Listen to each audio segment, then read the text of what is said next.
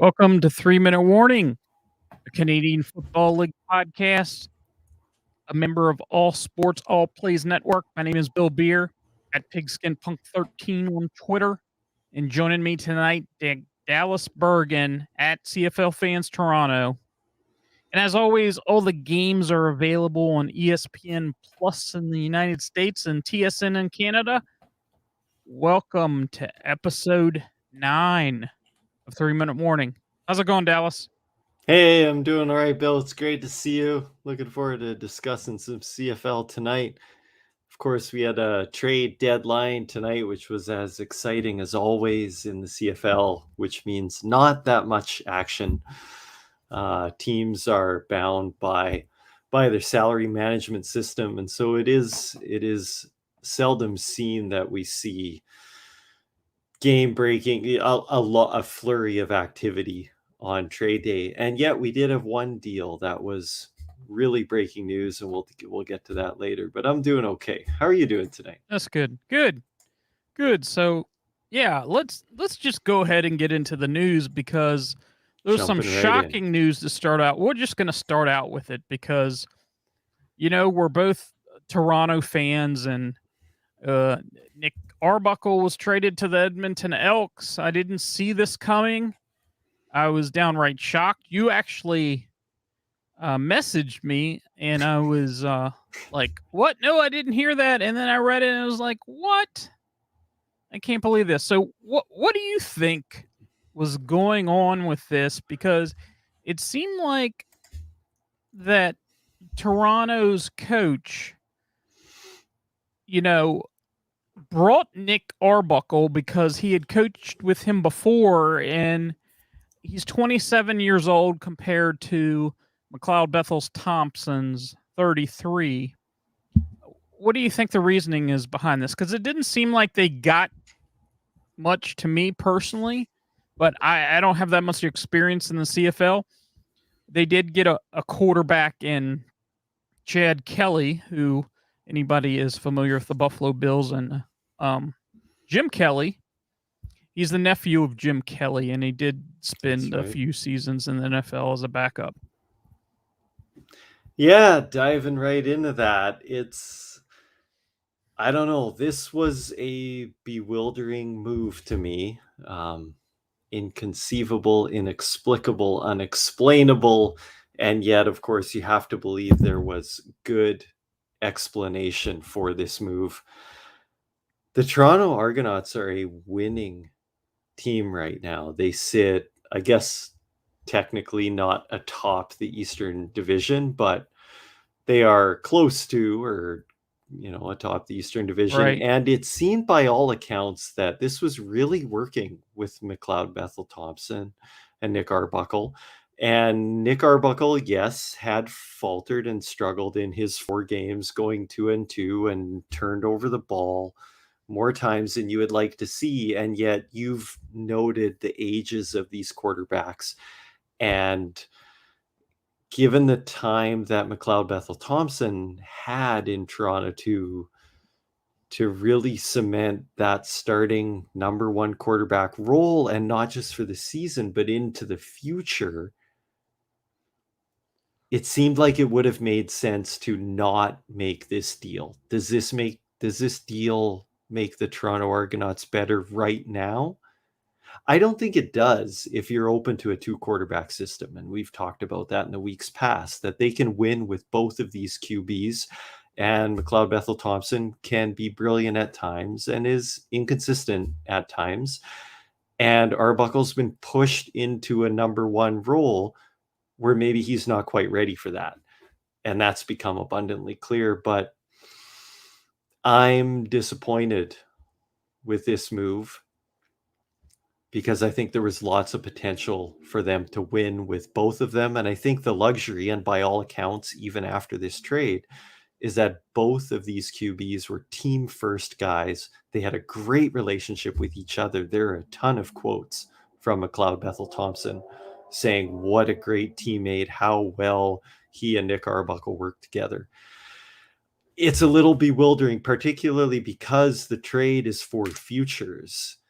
And that's not to say that I don't think Kelly can be the future of this organization, but negotiation list trades are, like they need help on the offensive line and at the offensive tackle position right Yeah. now. And they're on, I would say, a cup run. I think the Toronto Argonauts were and hopefully are legitimate cup contenders. And yet this trade didn't seem to make them better now.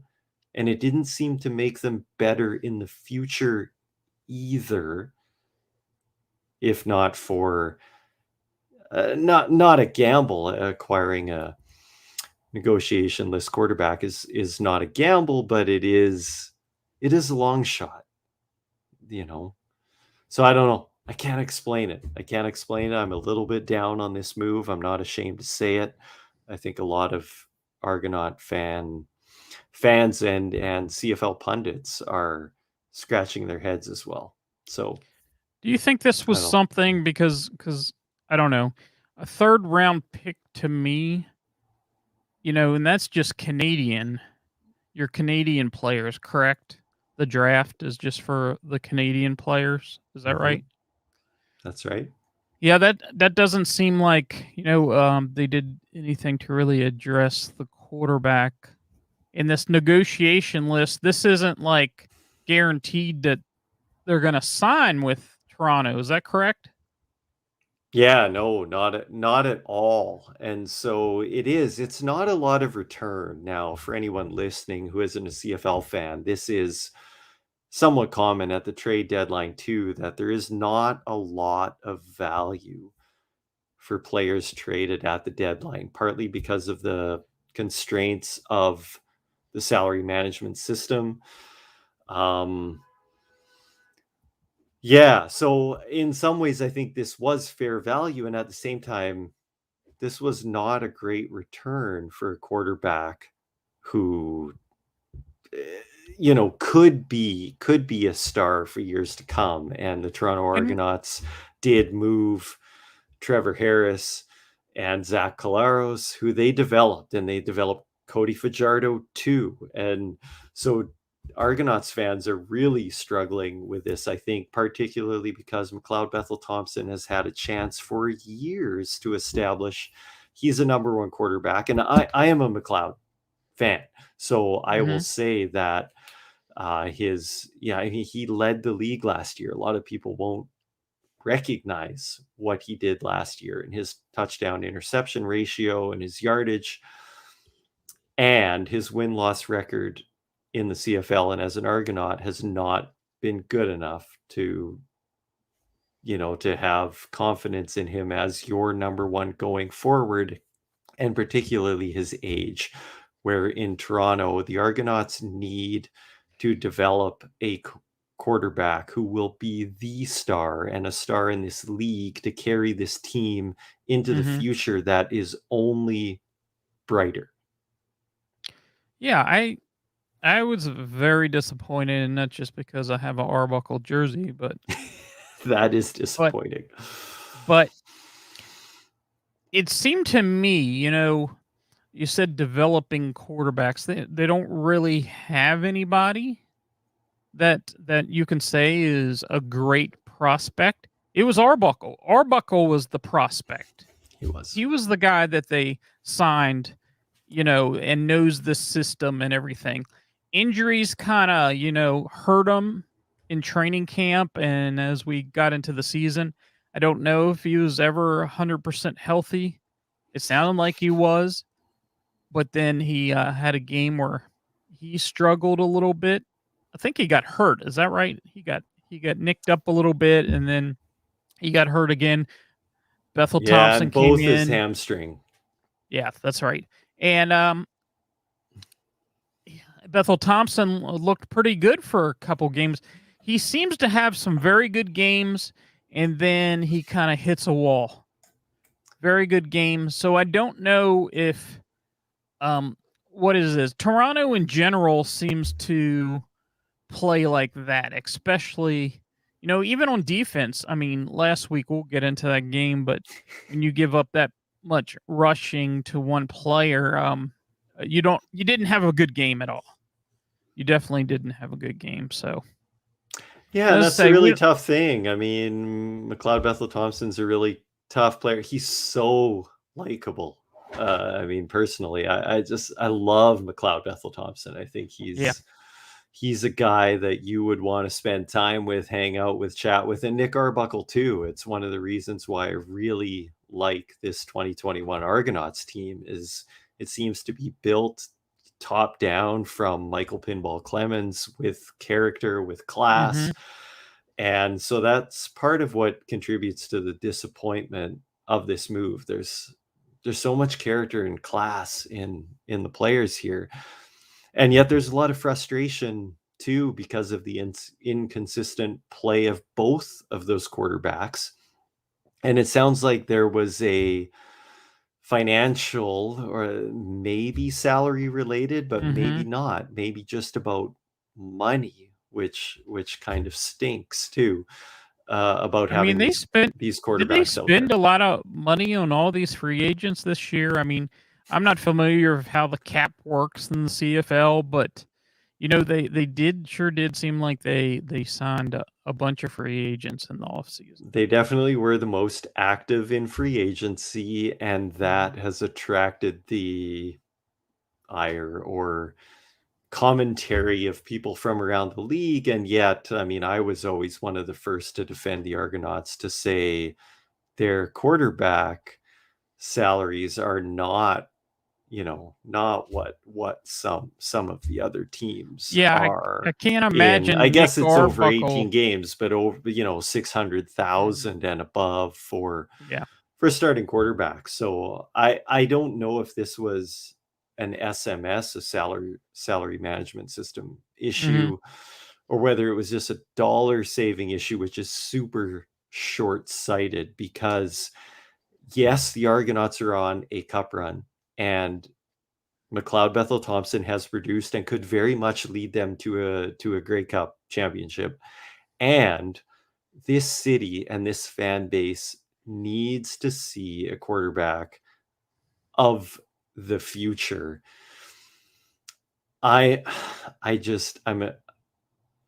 don't know that that's McLeod Bethel Thompson at age 33, right? I mean, Nick Arbuckle was supposed to be it. So I don't know anything more than coaching and management, so I defer to their decision. But by all accounts, and theirs too, Nick Arbuckle was brought in to be the future quarterback of this franchise for at least 5 years. And they, for whatever reason, pulled the plug and bailed on that decision this week. I mean, pull the plug. He didn't even play. We're into week 12 games. Not quite 12 games because of buys, but he didn't play like the whole amount of games because out for injury. I don't even know if you have a good assessment of how well he played or didn't play. No training camp, basically. You come into the games, it's going to take you 3 to 4 games to get in a rhythm with these guys. New team, some new players. He played with a couple, in Calgary, but still, he was a backup in Calgary. It's not like he played the whole season. He played part of the season in 2019, and that's 2 years removed, basically. So, yeah, I'm a little befuddled by this. I don't know. You can't say for a fact that they even have their franchise quarterback in the organization right now. Or, I mean, it's I don't know. That had me scratching my head a little bit. That's for sure. Yeah, absolutely. And we have to be careful as fans with this commentary on this business that affects the lives of real people. But you're 100% right on that account. I mean, Nick Arbuckle has lived in 4 different cities in the last year and a half or 2 years, and that is a really rough life for someone having a family and with a 1-year-old. Yep. Because we're not talking about feel for that. they're going an hour or two down the road. We're talking about, from Toronto to Edmonton. No, it's true. It's true. Yeah. And maybe he is the future quarterback in Edmonton, and that would provide Mhm. great stability and a future for family and him and his Well, I career. tell you, he has some weapons over there, that's for sure. Some good they would love to figure out receivers. how to utilize all Yeah. of those, and maybe Arbuckle is the answer. Yeah. I totally wish him well. Yeah, and I hope the Argonauts can figure out what they're doing, because in some ways, I already said it. I feel bad saying it, but I don't think this makes them better now, and I don't think it makes them better in a year or two. So it is a head scratcher of a deal. I would have loved this deal if instead of a conditional second, third round draft pick, they had gotten a veteran starting offensive tackle, someone like Justin Renfro, who's been injured much of the season, but at 31 years old, a very accomplished CFL veteran at the coveted tackle position would have been exactly what the Argos need right now. And It yet seemed like they they were couldn't just get hanging. him or Matt O'Donnell, to trade for a draft pick for neglist players. That doesn't say win now. And so is this trade for the present or the future? This trade seemed to be just, I don't know. okay, let's move Nick Arbuckle. Let's just move him. Right. And with that, you would think that means that Nick Arbuckle is a cancer in the dressing room and is angry that he's not the number one quarterback. Anyone who's followed Nick Arbuckle thinks, I'm not in the dressing room. I don't know. But by every account of anyone I've heard speak, players and his teammates, now that he's departed, and things that they are saying about him, this was not because Nick Arbuckle is not a great teammate. No, no, I don't think so. Yeah. So yeah, and director of player personnel, John, Murphy, said that this was, a salary issue, that you couldn't, because of all the injuries, you couldn't have the very best roster out there week after week when you're paying your 1 and 2 quarterback as much as they were. Having Antonio Pipkin on the roster definitely is a boon in those short yardage situations, and yet I'm not buying that. I'm not. No, because I don't believe that they're in danger of being over the cap. And if you can have a system where you can start the not hot quarterback, which is tough for any quarterback to swallow, but I think there was totally the potential for the Argos to do that. I mean, Nick Arbuckle could and should start this week for the Argos based on McLeod Bethel Thompson's performance against Montreal.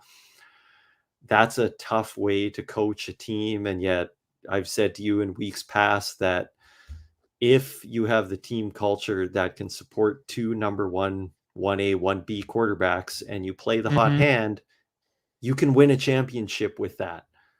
And I'm worried that they might not be able to win a championship now with the route they've gone. Now, has that been done before? Have you seen that in the CFL where they have like the hot hand quarterback, sort of a rotation, whoever's there have been some duos over the years, but it's increasingly less common. I think partly football culture, coaching culture. It's really difficult to manage a room where you have kind of 2 guys. Quarterbacks have their favorite receivers.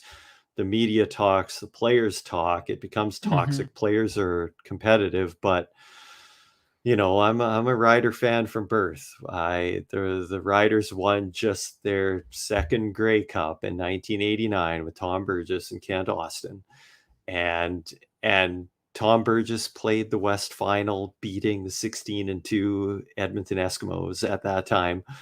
And Ken Austin started in the Grey Cup the following week and beat the Hamilton Tiger Cats. And I mean, this was the story about the 89 Riders at that time. What a incredible thing it was that they could have two starting quarterbacks. And by all accounts, I don't think that, they were both competitors. Of course, they both wanted to start the Grey Cup game in every game. And yet that team won a championship. Maybe good coaching from John Gregory. One of the big stories from that year is the sports psychologist that they brought in and team building initiatives that they had to go down that stretch. I mean, they were a 9-9 team, knocking off Edmonton at 16-2. And so, yeah, the nostalgia in me at 12 years old was thinking, this Argos team can do that. People didn't expect this Argos team to go to the Grey Cup. And yet they have had two quarterbacks. They came out with those great free agent signings and looked like they could win a Grey Cup. And maybe they still can with McLeod Bethel Thompson. But I think they had a lot of options when they had the options they had. Okay. We're going to go ahead and move on because we could talk about this all night, literally. Sure could. So the other bit of news I have, the Ottawa Red Blacks, they fire their GM, Marshall Jardins. I'm probably butchering that. Marcel Desjardins. Yeah, you're absolutely right. That was as big a headline that ended up getting buried. Yes, after the Arbuckle thing. So yeah, it's like Red Blacks obviously aren't going into a winning direction. I think they're like on their fourth quarterback for the year. And they're obviously not headed to the playoffs, and I guess they were not happy with the GM. And it's difficult. It's really difficult when you have a year off, and players have gone from one team to another from 2020, 21, and 20 they didn't even play because Arbuckle was with the Red Blacks. It never played a down, which that's right. Seems kind of weird to me, but there were several players like that. So is this something you saw coming? Oh, yeah, I would say so. I mean, I think the timing was surprising because a GM firing mid-season is almost unheard of. I mean, usually the coach bears that, whether it's the coach's fault or the GM's fault. And so this was an interesting move with just 4 weeks or 4 games or whatever left in the season. And yet, I think consensus, and look, I'm not going to beat up on Marcel Desjardins. I think it's unfair, a lot of the criticism that's happening now to have a team go to an expansion team go to the Grey Cup in their second year, the foundations of that team that were very strong in the early years. And yet it's clear that the talent is not there in Ottawa, period. Yep. And that is 100% player personnel, which starts with the general manager. So I think the move makes sense. I like it because it gives them time to evaluate potential candidates so that they can make an announcement probably in December or early January in time for free agency and the draft and everything else, without being rushed around that process, so they can evaluate their internal people as well as look external. Whereas if you hang on until the end of the year, at least they'll give people internal an opportunity to kind of grab the reins. But yeah, I don't know. And I'm not letting Paul LaPolice, head coach, off the hook either. By all accounts, he said, I want Matt Nichols.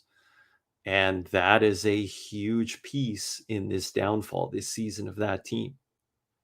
Yeah, absolutely. And yeah, I was totally not surprised, and we'll see where there's a couple teams that you're like, okay, where they're going. And I mean, the Elks made a heck of a trade for them. So, if they can somehow pull through and win the last, because you really thought their GM might have been in trouble too at one point, and he still might be, but I don't know if anything will be done or not. Yeah, I mean, in this Toronto trade, the Arbuckle trade may have maybe not saved, but bought time for Yeah. both. Yeah, for both Sunderland and Elizondo, but yeah, and we'll see. And Arbuckle's contract is up at the end of this year too, although the reports were that renegotiation for extension are already underway. So that says that Edmonton acquired Nick Arbuckle to be the future, right? And so did the Toronto Argonauts. So we'll see how that goes, but they have confidence and faith in Nick Arbuckle moving forward. And yeah, I think that probably saved Brock Sunderland the firing that Marcel Desjardins has experienced. Yeah, absolutely. So let's go ahead and we're going to head to our Week 12 results. And the first game is a game, we were just talking about Nick Arbuckle's Toronto at Montreal. And we knew this was going to be a tough game for Toronto to win, but I didn't foresee this coming out 37-16 Montreal. Vernon Adams Jr. is out. They just made a trade for a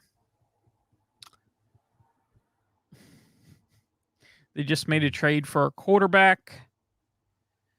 And I didn't see that. And, at the beginning, the Argos came out. They got a field goal. They give up a touchdown, and then they get a touchdown themselves. And I thought this was going to be a pretty competitive game, but after that point, it just it got out of hand. They couldn't stop the run. Nope. McLeod Bethel Thompson couldn't stop throwing to the other team. They had interception return for touchdowns. Yeah, it just was not. It was not their. I don't want to say it wasn't their night, but they just didn't look very good. If you looked at this game and you thought this was a playoff team that could go somewhere, they didn't look like it on Friday night. That's for sure. Yeah, absolutely. And this is a Montreal team that Toronto will probably almost certainly meet in the playoffs. And William Stanback ran all over them in Toronto. And then he ran all over them even worse in Montreal. And McLeod Bethel Thompson has a really off night, throws 4 interceptions. And then they make the deal to say that McLeod Bethel Thompson is their guy going forward. So there's so many head-scratching things about this move, but this game was ugly and a tough one to endure for Argos fans who were stoked about this winning streak and hopes of a great showing in the playoffs. And this was a bump in the road against a Montreal team that's been really inconsistent with a relatively unproven quarterback, although Matthew Schultz has been looking outstanding. I think he's going to be a future quarterback in the CFL, right? Yeah. He's and not the hottest game at 12 of 18 for 212, but 2 touchdowns is better than 4 interceptions. Yeah. Yeah, that's for sure. Yep. And I mean, and if you run for Geno Lewis lit it up too. Oh, he almost had 160 yards. So yeah, touchdown, Jake. I took, and probably 90% of fantasy players took Winicky over Lewis, and whoops. But great to see Eugene Lewis have an incredible game, and that's good game planning too. To when you foil the fantasy players, you're also foiling the opposition coaches and to make Lewis your go-to guy on that day. And some of that, of course, Mhm. is what happens on the field and the reads, but that's good game playing as well. So huge game by Right. Eugene Lewis. Yeah, and there was one particular play that caught a touchdown pass and kind of pulled the defensive back's hair. Did you Right. happen to? And it was like, okay, is that legal? That legal? Yeah. I So yeah, it was just one of those nights. It's like nothing went right for them. It Yeah. just I don't know. I don't know And what we're gonna see. that was a play that really exposed Ryan Dinwiddie a little bit too, unfortunately, who's shown Hmm. to be excellent in his head coaching debut with the Argos this year.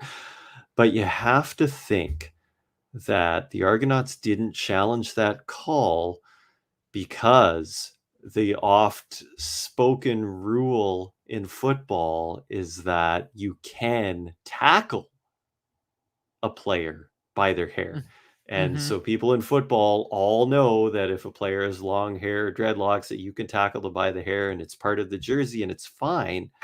So there wasn't this challenge. And yet this wasn't a tackle. This was pass No. interference. And so the same rule applies. The hair is considered part of the jersey or the uniform, which means that yes, you can't commit pass interference by pulling on the hair of an opponent, Yeah. which is the same as No. pulling on the jersey, which is pass interference. Yeah. It's not the rugby. So that was a huge miss, a huge missed Yep. opportunity by the Yep. Argonauts. And Definitely. maybe they believed that the officials would catch it on the review because by the rules, all scoring plays are subject to review. But that Hmm. review only reviews the legitimacy of the scoring play itself, not any other infractions that may have happened on that play. So on review, they won't call pass interference or illegal procedure Right. or whatever. They'll only verify the validity of the scoring play, and the caught pass is a touchdown. So Yes. a bit of a misstep by the all of the Toronto Argonauts there. Spotter for those kind of calls, and the head coach and all the coaches connected to that. Yeah. Absolutely. And So yet it wouldn't have been enough to change the outcome anyway, no. probably. No. No. Probably not. So we're gonna sound like a broken record here because the next two games that we have weren't very competitive. So our next game was Ottawa at Hamilton. It was Hamilton 32, Ottawa 3. It was dominated by Hamilton. I mean, what can you say? Ottawa's just struggling right now. I mean, I don't I, going into this, I thought it was going to be a blowout. I didn't think it was going to be a competitive game, and it really wasn't.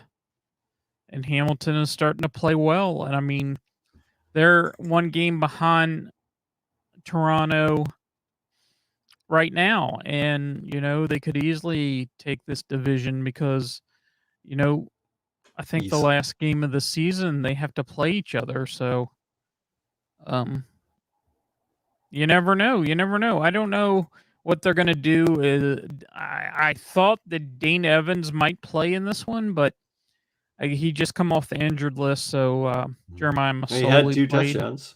Yeah, he played pretty well. So yeah, he played pretty well. Yeah, this is the Hamilton team that many thought that they were. I mean, they've Hmm. I struggle saying a team has struggled with injuries this season, being a fan of both the Argos and the Rough Riders.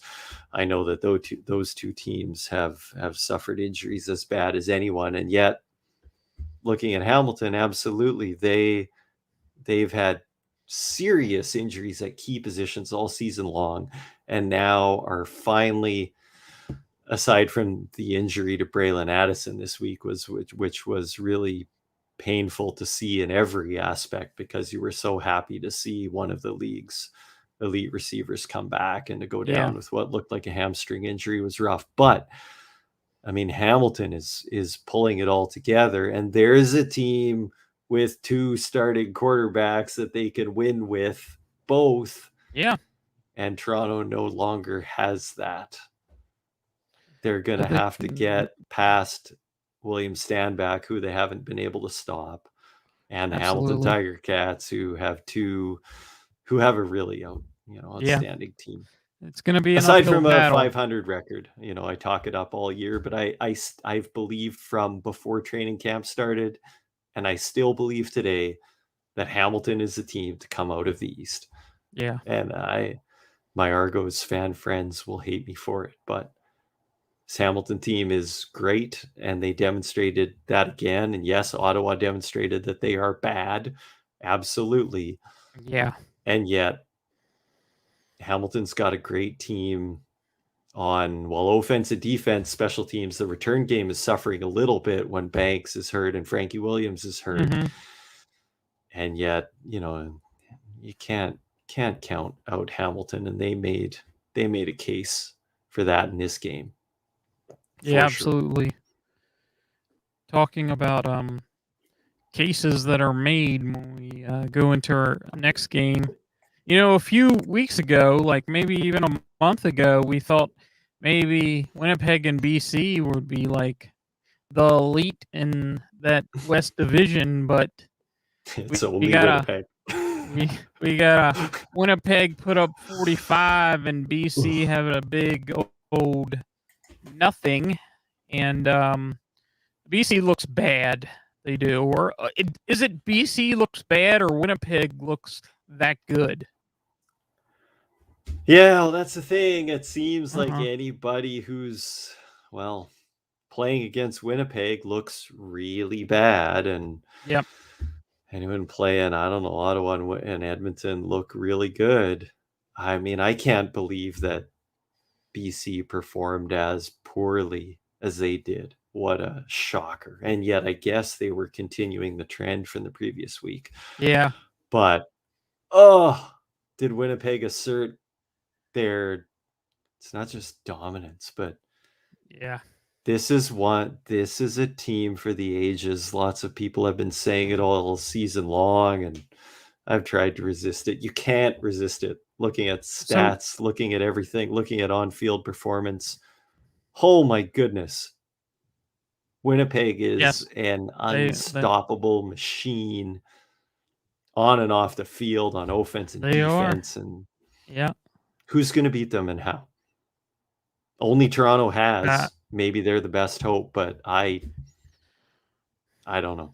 I don't know who can beat the Winnipeg Blue Bombers. I don't know who can go into Winnipeg and beat them. That's for sure. I just December don't see it. 4th or whatever it is. Oh yeah. my goodness. Yeah. Not going to happen. So our last game, it was Saturday night here, was Saskatchewan at Calgary, and this might have been our most competitive game. Saskatchewan has been, they lost the prior 3 to Calgary. And this was a game they had to win. They had to win. Calgary had been surging. They've been playing pretty well. This was a game that they had to have. And Cody Fajardo came out and he played well. I mean, they got a couple of receivers back. Well, they got Duke Williams, who they recently signed. And then they got Shaq. What's Shaq? Yeah, Shaq Evans in there. Shaq Evans, that's right. They got him back. Led them in receptions. Yeah. So it was a pretty good game. I mean, they were up. Saskatchewan was up by 10, in the fourth quarter, and then Calgary came back. They scored a touchdown, which Bo Levi Mitchell amazes me on some of these throws. He just flicks his wrist, and he puts these balls in places that you don't think a receiver's going to catch. Bain had a catch that was pretty amazing. It kind of went under the defenders, but he's been throwing several picks too. So, but they came back and then tried to do an onside kick, and they didn't get it, and that was that. So Saskatchewan got a win, which they needed. Probably a little bit of momentum. Hopefully, we'll see what happens. So what did you think of this game? I remember you had messaged me and said, what a great game. I mean, compared to the other three, this was a fantastic game. Yeah, it's true. It was great to see, just as a CFL fan, a great game that mattered to both teams an awful lot. I'll be honest, I was surprised at the outcome. I agree with you 100%. This was a must-win game for the Rough Riders, and yet based on performance of the number of weeks previous, I was not really confident. I thought it would be close, but they came out and got the job done. And what a great win for Craig Dickinson, for Cody Fajardo to get their first wins against Calgary Stampeders and against Dave Dickinson and Bo Levi Mitchell. It was a huge win for the Riders, and Fajardo didn't light it up. It wasn't huge deep ball scoring plays to Shaq Evans and Daquille Williams that people hoped for. You know, Cody Fajardo threw for 222 yards. I think Bodog had him at 225 and a half. So that assessment was pretty accurate, but 2 touchdowns in the second half. Cody Fajardo went out and did what he needed to do. And look at Kyran Moore, who we've been down a little bit in recent weeks, but we've been down on Kyran Moore because we've been expecting him to be Duke Williams or Shaq Evans or Brian Burnham or Lucky Whitehead. And this is no disservice to who Kyran Moore is, but he is an outstanding number 3 receiver. I mean, there's not a better receiver in the CFL, and he proved that. You hit him on the 7-yard slant when you have deep receivers creating space for him underneath to get yards after catch, and a great game for him. They'll get better with the receivers and everything. I really think Kyran Moore, you have him. You have a couple injuries and you have him as the number 1 receiver. He's not going to be successful as when you have these 2 outside guys, running deep and open up those middle lanes. So, yeah, I can see that. They still have some potential. We'll see what happens. Calgary had been surging and Saskatchewan has been falling, but we'll see. They have some games here they got another game coming up this weekend that's gonna be a test. So we'll get into our week, and that's 13. The fight for the semifinal, where who's gonna host that game, right? So, and whoever wins is gonna have to go into Winnipeg and win anyway. So that's tough. But these two teams, as rivals as they've always been, coming down the stretch and into the playoffs, it's going to be Calgary versus Saskatchewan, which is going to be really exciting. It's going to be one of the great stories in the weeks ahead. Yep. Absolutely. So Friday night, we got Calgary at Ottawa, which shouldn't be that exciting. You never know. Maybe Ottawa will show up this week, and you never know.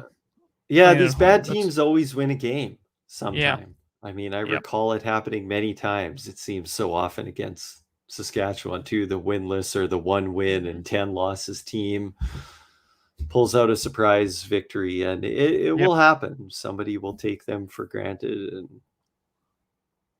But yeah, that's... I don't know. It's hard to put any money on Ottawa at this point for sure. Yeah. Oh, definitely. Then we got a little Hamilton at Edmonton. That might be sort of the same thing. You expect a one-sided affair. I don't know if Nick Arbuckle would be ready to start that game. There's no way. There's no way he's starting that game. So, and then Saturday we got BC at Toronto. Both need a win. BC needs a win bad. I mean, they lost 4 in a row. After starting, I think they started out 4-2 or something like that. And then our late game on Saturday is Saskatchewan at Montreal, which might be the best matchup of the weekend. That game I'm looking forward to. As I said, there are some competitive teams out there.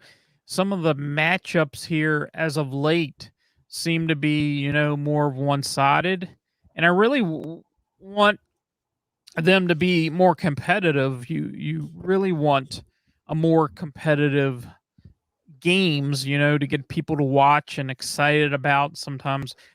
Even though the Winnipeg BC game over the weekend was exciting to watch because you're just watching Winnipeg and it all basically you want more of a game, back and For forth sure. type of thing. So yeah, there's some good matchups this weekend. So Yeah, those last two games should be really great because there's so much on the line. Both in the West with BC, Saskatchewan, and Calgary, and then in the East with Hamilton, Montreal, and Toronto, all fighting, jockeying for spots in that playoff race. yep. So I really like those last two games. I'm going to be really excited to be at the Argos game this week and at the tailgate taking that Oh, that's in. right.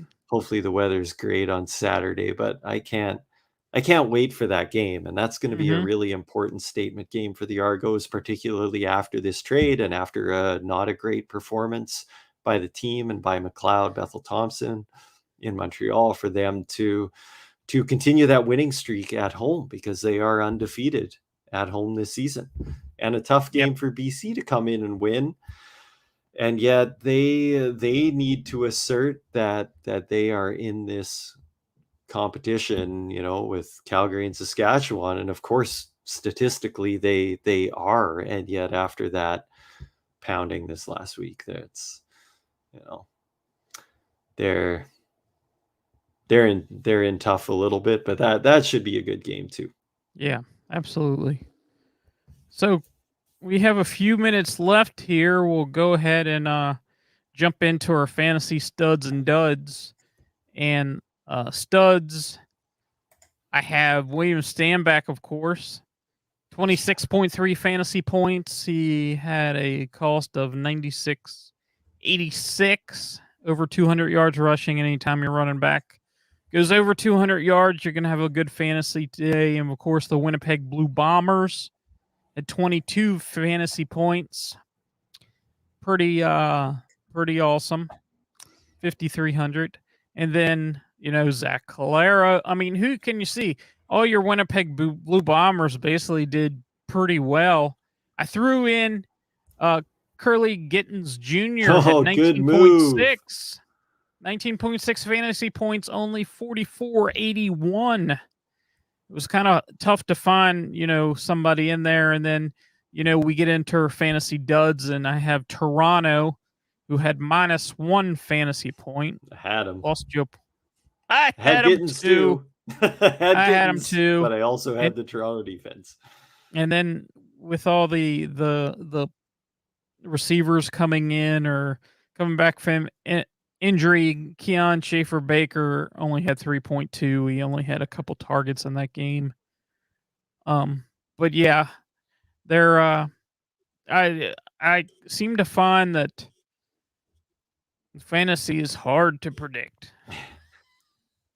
I'm No coming matter off how much you two look at it, brutal you weeks. stare at it and you think, "Hey, I'm gonna figure this out." And yeah, it's definitely hard to discover who's going to step up and have an amazing game this week.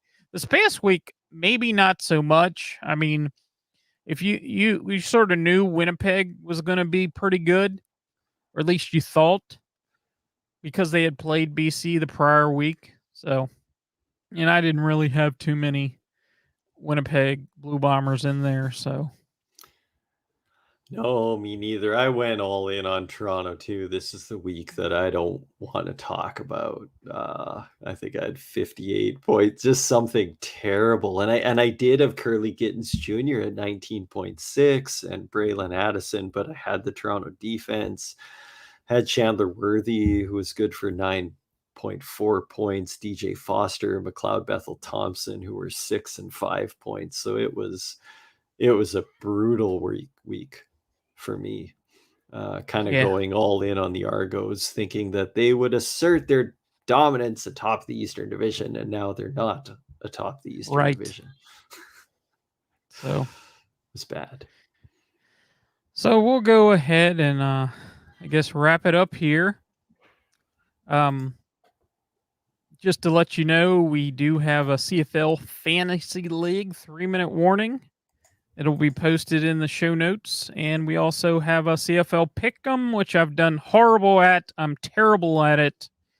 A lot of weeks I get negative points. So I know you're better at that than I am. Oh, not much. I'm barely 500, but even all the CFL experts are like barely 500 or less than. I mean, it's been a weird season. It's been hard to pick the winners. So Yeah, anyone could win. Join us. absolutely. Absolutely. So again, 3-minute warning, Canadian Football League podcast. My name is Bill Beer at PigskinPunk13 on Twitter.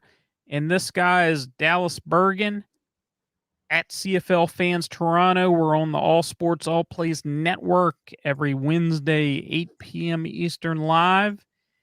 And we do have a podcast audio version on all your podcast audio apps. So until next time, we will see you later.